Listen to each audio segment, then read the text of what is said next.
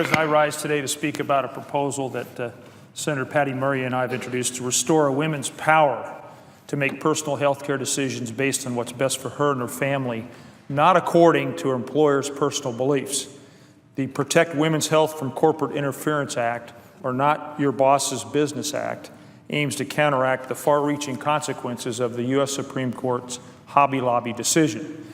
That misguided court decision allows closely held corporations to now deny their employees coverage for contraceptives through their employees' health insurance plans.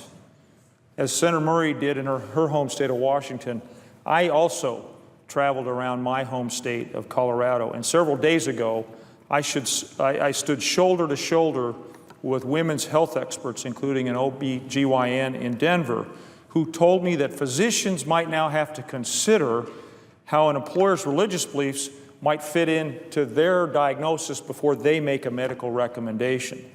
Now, that ought to be based solely on their patient's well-being. It's unacceptable.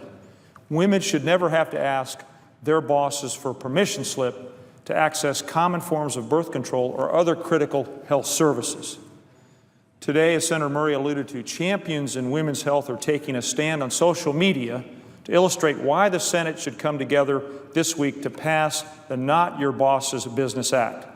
This outpouring of support from all over the country shows just how important it is that we keep private health care decisions in employees' hands and out of corporate boardrooms.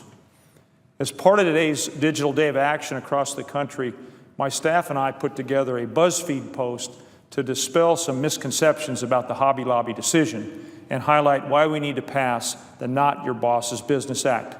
Go to buzzfeed.com/Mark Udall and share my post to help push back against some of the myths. Despite what some people say, Mr. President, this decision is a bad deal, and it will undermine women's access to contraception across the country. But more and more Americans are joining us to speak out because of how backwards this Hobby Lobby decision really is. And I'm proud to have groups from across the Centennial States, such as the Colorado Organization for Latina Opportunity and Reproductive Rights, NARAL Pro-Choice Colorado, Planned Parenthood of the Rocky Mountains, and Colorado's Religious Coalition for Reproductive Choice come out in support of our bill. I believe the Supreme Court was wrong in its misguided Hobby Lobby decision, which is already adversely affecting American women and families. But, Mr. President, we have a chance to fix this. And I stand here today to call on my colleagues from both sides of the aisle to join me, join Senator Murray, and America's workers who agree that women's health is not your boss's business.